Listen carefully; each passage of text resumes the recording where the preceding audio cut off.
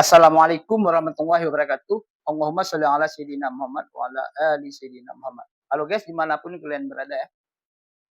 Kali ini kita membahas tentang bencana alam yang terjadi di Aceh baru-baru ini guys ya. Bahkan sekarang ya guys ya. Jadi di sini kalau menurut pendapat kita ya, kita tidak bisa menyalahkan pemerintah pusat secara mutlak ya. Karena di sini pejabat-pejabat daerah pun ada andilnya guys. Mereka pun ikut berkontribusi tentang bencana ini guys. Bayangkan saja ya, kita kan otonomi khusus guys.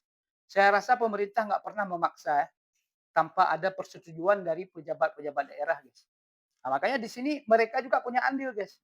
Nah, kalaupun sekarang kalian teriak-teriak merdeka begini begitu ya, nah, tapi itu dulu yang kita utamakan guys. Mereka pun harus diusut guys.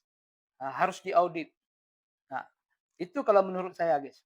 Kenapa? Kita takut ke depan ini akan terjadi seperti hal-hal yang telah lalu guys. Nah, bahkan seperti anggaran otonomi khusus ya, itu sangat banyak diberikan pusat untuk kita. Tapi selalu kenapa kita menyalahkan pemerintah pusat? Sedangkan yang kelola kan orang kita guys. Nah, di sini masyarakat harus tahu. Nah, ini yang perlu kita ungkapkan dulu kepada masyarakat supaya masyarakat tidak menyalahkan apa pemerintah secara mutlak gitu. Mungkin ada juga salah pemerintah, tapi kita uh, nggak bisa bicarakan ini dulu, guys. Nah, hal yang sebenarnya terjadi sekarang yang kelola daerah kita siapa, guys? Kan pemerintah kita, pejabat kita kan. Nah, semua persetujuan itu harus disetujui dulu oleh dewan, oleh bupati, oleh tokoh-tokoh masyarakat. Nah, makanya kita tanya dulu kepada mereka, bagaimana ini keadaan ini bisa terjadi. Nah, makanya kita di sini harus tahu, harus jeli. Kalaupun mau merdeka, nggak masalah, ya. Tapi kalaupun kita sudah merdeka, kalau yang kelola seperti orang-orang yang seperti ini, apa yang kita rasakan? Bahkan sama, guys. Bahkan kita lebih menderita lagi. Nah, itu maksud saya. Nah, di sinilah perlu peran ulama, guys ya. Ulama sama umara itu duduk sejajar, ya, membahas setiap permasalahan. Jadi ulama itu jangan ditinggalkan. Jadi selalu harus ditanyai pendapat tentang apa? Tentang kebijakan-kebijakan yang ditetapkan di dalam negeri kita nih, guys. Makanya terjadilah hal-hal yang seperti ini, dapat bencana, ya kan? Dapat musibah. Yang terimbas siapa? Kita masyarakat, guys. Nanti kita bilang gara-gara konser lah, gara-gara orang bercewek di pinggir laut lah. Padahal itu nggak ada kaitannya, itu nggak seberapa. Kenapa turun murka Allah ini? Inilah karena kita tidak pernah melakukan amanah itu seperti yang sewajarnya, seperti yang seharusnya. Kenapa orang-orang dulu takut dia menjadi suatu jadi pejabat, jadi orang-orang yang berwenang? Kenapa dia tidak sanggup mengemban amanah? Tapi hari ini coba kalian lihat, berebut-rebut orang ke situ. Jadi kalau kita sudah bersumber ke penghasilan kita kepada amanah, hati-hati guys. Itu bencana tuh, murka Allah. Yang namanya amanah harus tepat sasaran. Kita takut, kita punya Tuhan, punya Allah. Itu yang perlu saya sampaikan di sini. Ulama sangat berperan di sini. Harus bisa menekan para umara yang melakukan kebijakan-kebijakan di dalam negeri kita ini. Nah, ulama di sini harus tegas. Bukan kita menyalahkan ulama, kita mengajak. Ulama itu duduk sepapan dengan umara dalam membahas semua kebijakan yang ada di dalam negeri. Jangan sampai kita ke depan dapat bencana lagi seperti ini, guys. Ya. Belum lagi anggaran yang sudah-sudah tidak pernah tepat sasaran. Ya. Dari atas sampai ke bawah kita lihat, baik di desa-desa ya kan.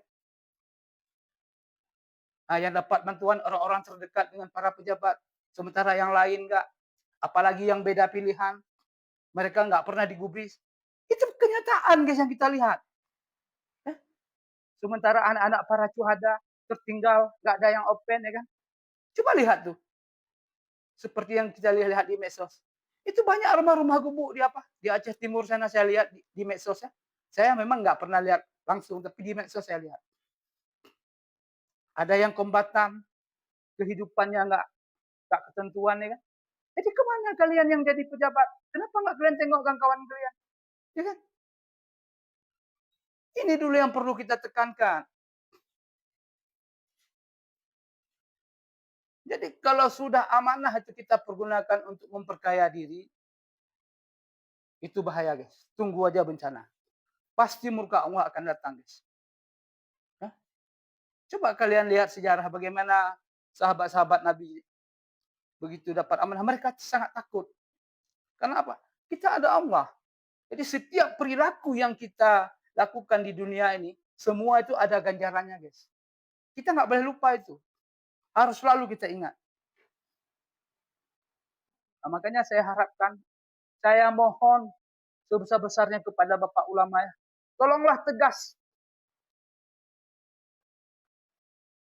Tolong tegas ya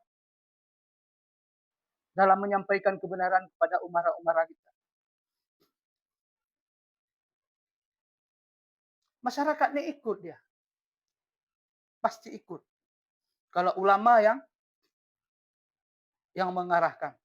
Karena kita negeri Aceh, ya, negeri Aulia nih guys. Jangan salah letakkan kebijakan. Kasihan masyarakat kita. Kasihan negeri kita guys. Nah, ini yang perlu masyarakat tahu dulu. Masalah merdeka itu kemudian. Kalau ini sudah lurus, saya yakin merdeka itu datang sendiri.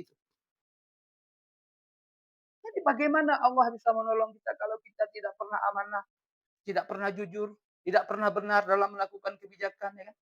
Baik wewenang itu kan amanah juga. Ya. Begitu nanti ada orang bujuk-bujuk, kita harus buat ini, alasannya investasi, ya kan? Tanpa memperdulikan dampaknya apa kepada lingkungan, kepada masyarakat. Udah mereka setuju karena mungkin dikasih sesuatu yang nggak tahu lah kita ya, atau bonus itu. Nah, seumpama itulah guys. Ini perumpamaan saya bilang. Saya nggak mau menuduh di sini. Nah, tapi walaupun demikian, bagi pihak-pihak yang berwenang, ini harus diaudit, harus diusut. Kalau menurut pendapat saya guys. Sekian dari saya. Assalamualaikum warahmatullahi wabarakatuh.